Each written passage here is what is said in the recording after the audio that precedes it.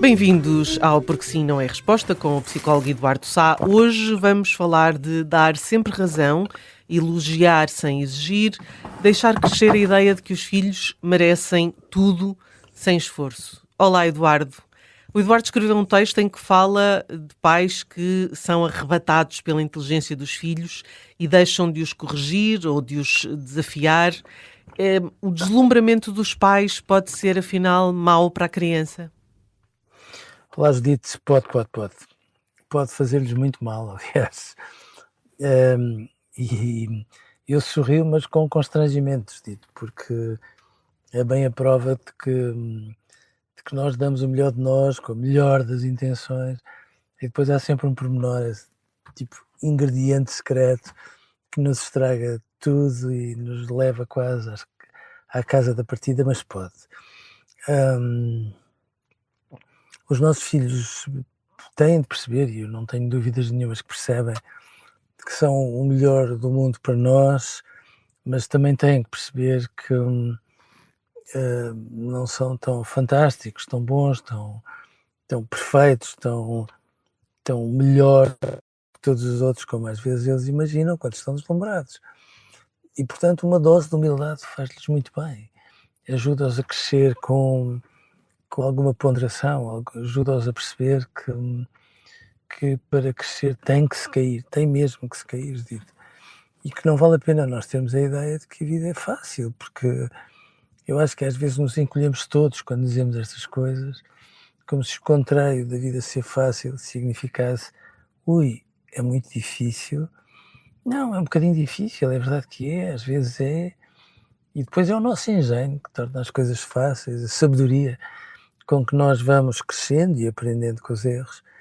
E eu acho que é ótimo que eles percebam isso, porque de repente podemos nos confrontar com uma realidade de escorregadia, nós os levarmos ao colo e os protegermos para tudo e para mais alguma coisa, de eles terem a ideia que são melhores do que de facto são, terem a ideia de que tudo é razoavelmente fácil, porque eles são muito competentes e não precisam às vezes de muito para mostrarem o quanto valem.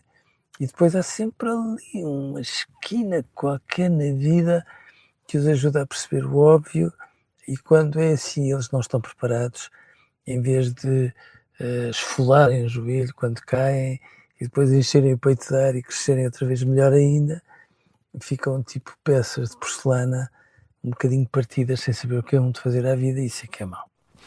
Quando um filho cresce a achar que vale muito só por ser quem é, sem precisar de o demonstrar, que tipo de adulto tende a formar-se? Eu digo um adulto mais encolhido do que pode parecer à primeira vista, um adulto que passa a vida a imaginar que tem direito a exigir seja o que for, sem dar antes.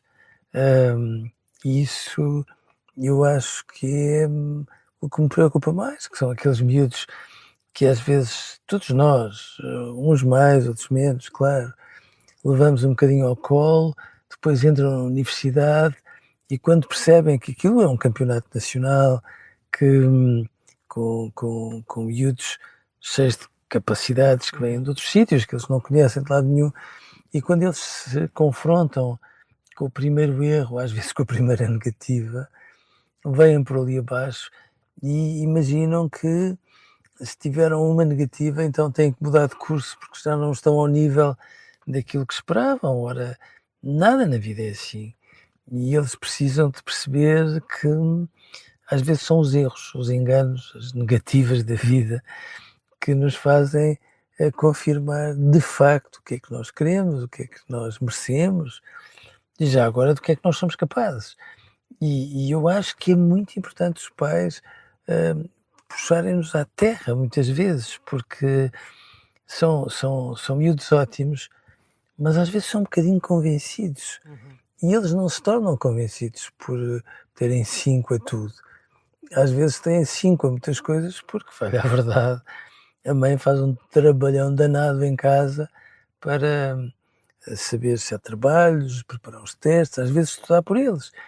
E eles não precisam de ser convencidos, só precisam de ser seguros daquilo que eles são, desde que percebam que, que precisam de errar muitas vezes, porque só errando é que nós aprendemos a acertar, é um bocadinho ao contrário daquilo que nós uh, alimentamos nos nossos filhos, volto-lhe a dizer, movidos pelas melhores das intenções, mas isso sem dúvida absolutamente nenhuma. Há uma distinção muito bonita no texto entre ser o maior do mundo e ser o melhor do mundo para os pais. Como é que os pais comunicam essa diferença sem que o filho sinta que está a ser amado com condições?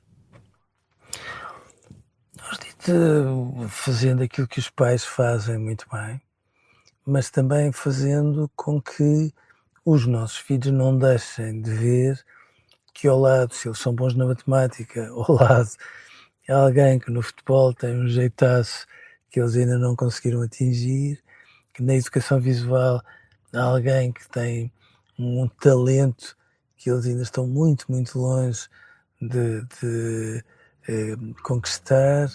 E quando nós chamamos a atenção para isto à volta deles, porque não têm todas as certezas do mundo para, para a clarividência de muitas pessoas muito diferentes deles, mas que apesar de serem muito diferentes, têm uma cabeça bonita, grande, com que se pode aprender.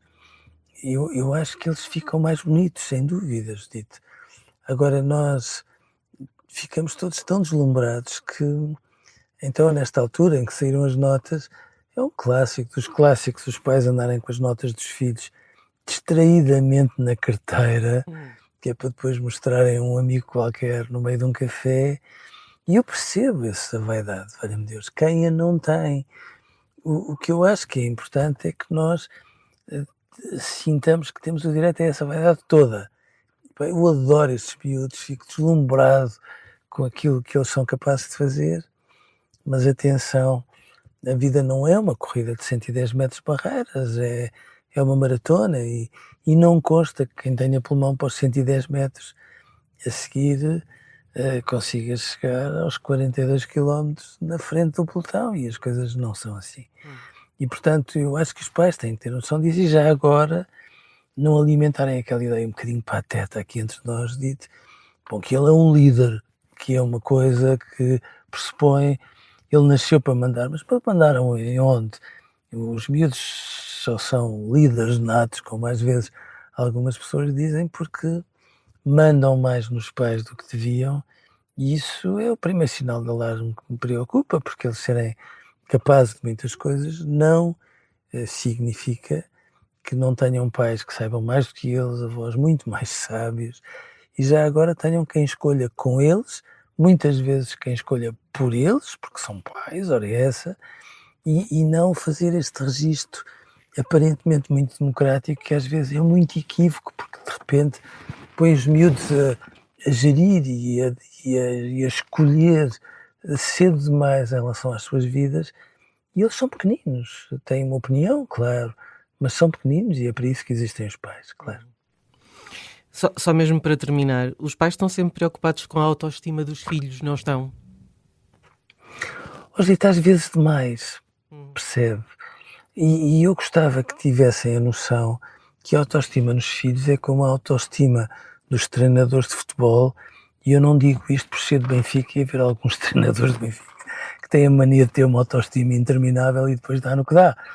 Não, Judite, eu acho que quando nós somos seguros de nós, não precisamos de estar preocupados com a autoestima. Sendo certo, isto vale também para a política e para muitos políticos do nosso país, que a autoestima se manifesta quando uma criança, um treinador de futebol, um político, os pais das crianças, são capazes de reconhecer os erros. Ora, aquilo que nós observamos na vida é que a autoestima parece ser incompatível com os erros, com os enganos, e portanto há sempre alguém a projetar sobre terceiros, sobre condições, sobre conjunturas e outras coisas do género, a responsabilidade dos seus erros. Não, a responsabilidade é nossa, e quando nós temos essa humildade, damos passos enormes em relação à autoestima. Portanto, quanto mais empoderados, como agora se diz, na autoestima, menos seguros. E eu gostava que os pais nunca perdessem isso de vista. Ficamos por aqui hoje, Eduardo. Voltamos amanhã com mais um tema. Até lá, um grande abraço e obrigada.